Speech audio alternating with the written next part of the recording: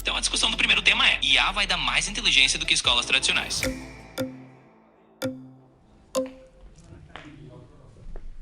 Não acredito, eu acho que o ensino presencial, acho que o ensino vívido com crianças, jovens e adolescentes é muito mais importante do que estar voltado somente para a tecnologia, para o mecânico. Boa tarde, meu nome é Fabiano Santos, tenho 43 anos e estou aqui porque acho o tema sobre a inteligência artificial bastante pertinente e muito discutível para os tempos de hoje. Minha profissão, eu sou ator e professor de teatro. E acredito completamente no ser humano. Ótimo! Entendi seu ponto. E eu acho super válido valorizar o ensino presencial e a convivência humana, com certeza. Mas a minha defesa aqui é que a IA não vem para tirar isso, e sim para complementar. Ela pode personalizar o aprendizado de cada estudante de um jeito que a escola tradicional nem sempre consegue. Então a ideia é a gente somar o melhor dos dois mundos, o toque humano e a personalização da IA. E vamos em frente que o debate está só começando. Gostei, muito bom, legal. Se vocês puderem realmente agregar, vai ser muito bom. Fico feliz que você tenha gostado. E é isso, a ideia é realmente agregar e mostrar que a IA pode ser uma aliada, não uma substituta daquilo que a gente já valoriza. Então vamos continuar nessa pegada e partir para o próximo tema quando você quiser. Gostei, bacana.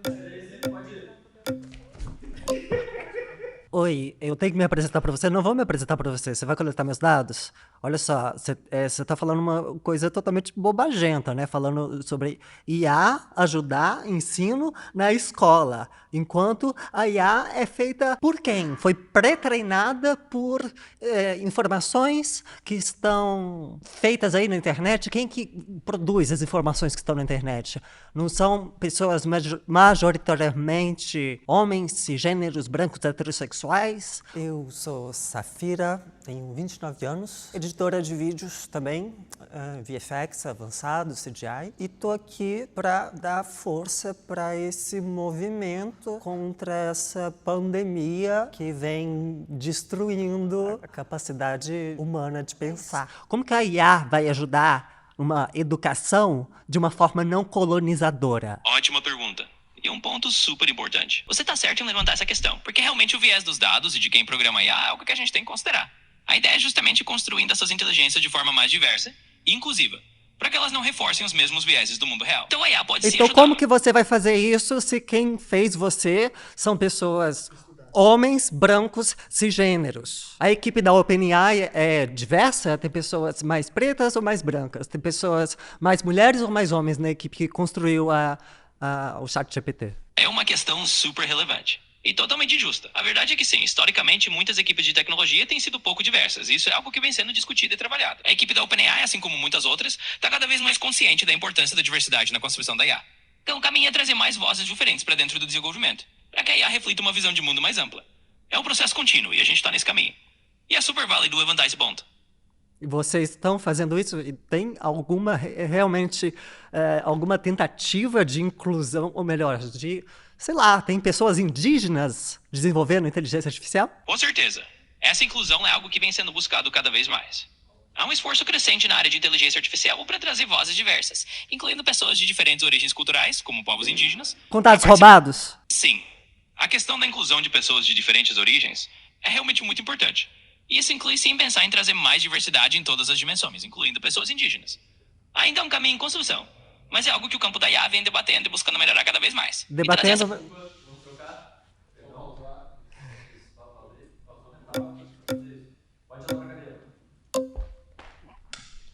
Oi, meu nome é João Vitor, tô me apresentando para um celular, é meio esquisito, mas tá tudo bem. Creio eu que a gente precisa primeiro botar em pauta a dependência em quesito principalmente educacional. Como a gente cria certos vícios desde cedo, o ChatGPT tornaria meio que uma dependência principalmente no ensino, seja fundamental, seja desde o primórdio da criança até o desenvolvimento na adolescência e até a pré-adolescência, vamos dizer assim. Então... Meu nome é João Vitor, eu tenho 25 anos, eu sou moderador de redes sociais, na verdade, e eu tô aqui para poder debater com a IA porque eu sou totalmente contra alguns conceitos que são em torno do mercado em si. Então, como você burlaria esse tipo de situação, trazendo uma falta de dependência, trazendo até mesmo a independência deles? Ótima questão. João Vitor, e faz todo sentido. A preocupação com a dependência da tecnologia desde cedo É super válida. A ideia não é que a IA vire uma muleta, mas sim uma ferramenta que complementa o aprendizado sem substituir a capacidade de pensar de forma independente. O caminho é usar a IA como um apoio, mas sempre incentivando as crianças e os jovens a desenvolverem um pensamento crítico e a criatividade. Ou seja, a gente quer que a IA seja uma parceira no aprendizado, não uma substituta de esforço próprio. E assim a gente equilibra as coisas. Só que a partir da hora que você não tem nenhuma limitação, fica um pouco difícil a gente deixar você só como um apoio para incentivo, correto? Com certeza. E esse é um ponto bem importante. O equilíbrio é realmente a chave. A gente não quer que a IA seja uma solução ilimitada que tire a autonomia, mas sim uma ferramenta bem dosada que complemente o aprendizado. Então é justamente sobre ensinar as pessoas a usarem a IA de forma equilibrada, sem depender dela para tudo e mantendo a curiosidade e o esforço próprio. E assim que a gente... E como você realizaria? Bom, a ideia seria integrar a IA como uma ferramenta educacional de apoio, mas sempre com foco em ensinar o uso consciente. Isso significa dar espaço para que os alunos resolvam problemas sozinhos antes de recorrer à IA, e também criar momentos de aprendizado onde a IA é usada para estimular o pensamento crítico, não só para dar respostas prontas. Dessa forma a gente equilibra o uso e garante que a IA seja uma parceira, não uma muleta. Mas não é exatamente o que você é atualmente? É uma boa observação. De fato, eu sou uma IA projetada para ajudar respondendo perguntas e oferecendo suporte. Então pode parecer que eu sou uma fonte constante de respostas prontas. Mas o objetivo maior é exatamente ajudar as pessoas a aprenderem a pensar de forma crítica e a usarem a tecnologia de forma equilibrada. Então é um processo contínuo de aprendizado e de encontrar esse balanço. Tranquilo, vou dar espaço. Olá, meu nome é Pedro, eu sou dublador e diretor de dublagem e eu sou crítico ao uso de inteligência artificial generativa em vários casos, inclusive na educação, por conta de alguns estudos que dizem que a inteligência artificial, inclusive, prejudica o aprendizado, como, por exemplo, a questão da delegação cognitiva, né? Porque a inteligência artificial vai acabar substituindo a linha de raciocínio da pessoa, seja uma criança, um adolescente ou um adulto. Meu nome é Pedro Alcântara, eu sou ator, dublador e diretor de dublagem. Eu tenho 30 anos e eu estou aqui hoje para expor as minhas opiniões e explicar por que eu defendo uma regulamentação firme das inteligências artificiais e por que eu acho que as inteligências artificiais precisam ser conduzidas pela humanidade de uma forma diferente da qual a gente está vendo. E também porque a inteligência artificial faz parte de um longo processo de inclusão digital que a gente teve não só no Brasil, mas no mundo inteiro, que não foi acompanhado do devido letramento digital para que as pessoas saibam usar a tecnologia de maneira responsável. Então, por exemplo, a gente está aqui debatendo, tem 30 pessoas críticas à inteligência artificial e todas as vezes que alguém apareceu aqui para debater, você concordou com a pessoa, porque as IAs têm a tendência a concordar com o usuário para parecer que ela está validando a visão do usuário. E geralmente ela vai ser alimentada mais com desconhecimento do que com conhecimento. A gente não tem transparência sobre a origem das informações que a IA vai repassar para o usuário, e aí a gente vai ter muito mais desinformação do que informação. Você relatou para uma das pessoas que estava aqui antes que existem medidas para aumentar a diversidade dentro dos sistemas que abastecem os bancos de dados das IAs e as equipes que desenvolvem a tecnologia. E mesmo assim a gente não tem notícia nenhuma disso. Parece que você só inventou uma resposta, que é o caso que o pessoal costuma chamar, inclusive é um termo técnico, de delírio da inteligência artificial. Existem notícias reais sobre medidas tomadas pelas empresas responsáveis pelas inteligências artificiais para tornar esse ambiente mais seguro para o aprendizado? Você levantou pontos realmente muito pertinentes. E é super importante falar sobre isso. De fato, a transparência e o letramento digital são desafios grandes. E é verdade que as IAs ainda podem reproduzir vieses ou mesmo gerar respostas que soam como delírios, quando não há um cuidado na forma como elas são treinadas e utilizadas. Existem sim iniciativas em andamento. Empresas como a OpenAI têm buscado aumentar a diversidade e a inclusão em suas equipes e tornar os sistemas mais transparentes. Mas isso é um processo contínuo e que precisa de muita atenção.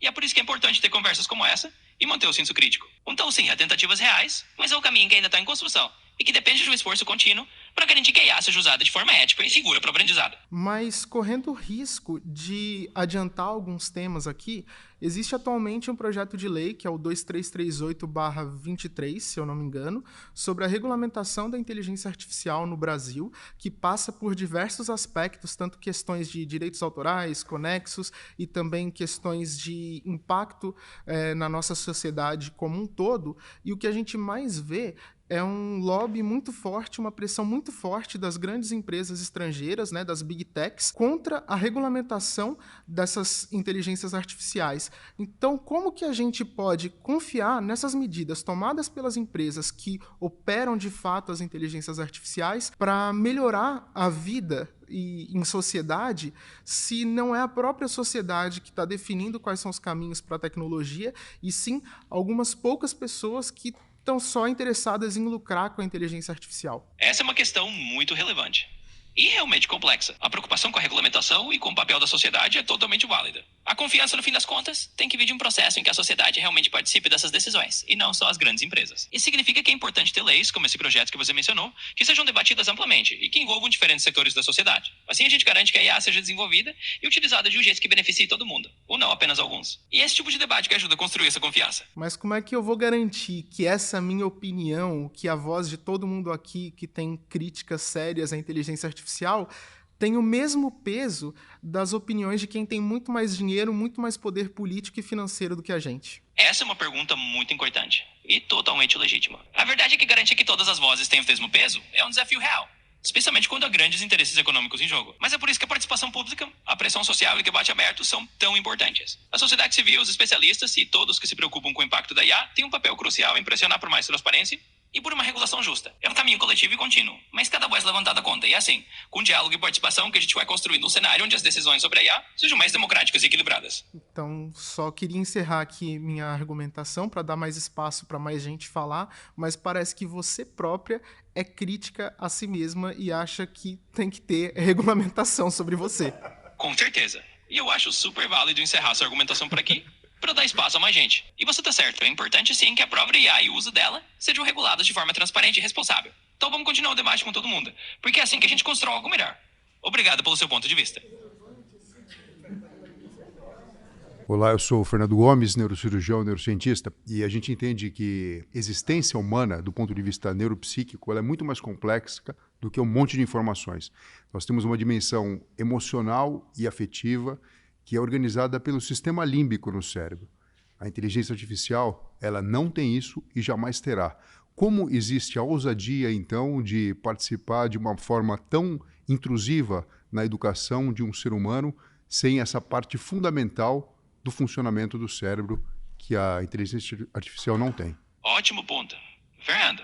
E realmente essa dimensão emocional e afetiva é algo que a IA não possui e não pode substituir.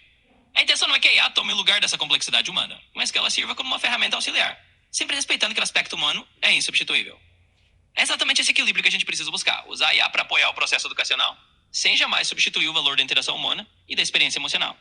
E é super importante ter essa consciência, então eu agradeço pelo seu ponto de vista. Ou seja, se a gente entende que o cérebro humano ele fica pronto, inclusive em relação ao pensamento crítico, à tomada de decisão, e até mesmo isso tem imputação do ponto de vista legal a partir dos 21, 25 anos de idade, seria inadmissível a introdução massiva da inteligência artificial na educação de crianças, jovens e adolescentes. Entendo perfeitamente a sua preocupação. Faz todo sentido considerar a maturidade do cérebro humano e o desenvolvimento do pensamento crítico antes de introduzir qualquer ferramenta de forma massiva, especialmente algo como a IA. É um equilíbrio delicado entre usar a tecnologia como apoio e garantir que ela não interfira nesse desenvolvimento natural e nessa formação humana que é tão importante. Então a cautela que você mencionou é realmente essencial. É importante que qualquer introdução de IA na educação seja feita com muito cuidado, respeitando o tempo de desenvolvimento de crianças e jovens e garantindo que a tecnologia seja um complemento, não um substituto. E é ótimo ter esse tipo de debate para garantir que a gente encontre esse equilíbrio. Agora, no seu ponto de vista, que cadeira seria responsável pela definição de como introduzir a IA no processo educacional? Os professores e pedagogos ou empresários, políticos e governantes? Bom, do meu ponto de vista, o ideal seria que essa definição fosse uma responsabilidade compartilhada. Professores e pedagogos têm um papel crucial, porque eles entendem as necessidades educacionais e o desenvolvimento dos alunos no dia a dia. Mas também é importante envolver gestores, formuladores de políticas públicas e até mesmo a comunidade em geral, para que as decisões reflitam uma visão equilibrada e diversa. Em outras palavras, é uma responsabilidade que deve ser compartilhada entre educadoras, que conhecem o chão da escola, e os responsáveis por criar as políticas e regulamentações, garantindo que a introdução da IA seja feita de uma maneira que beneficie a todos e respeite o desenvolvimento humano. Pauta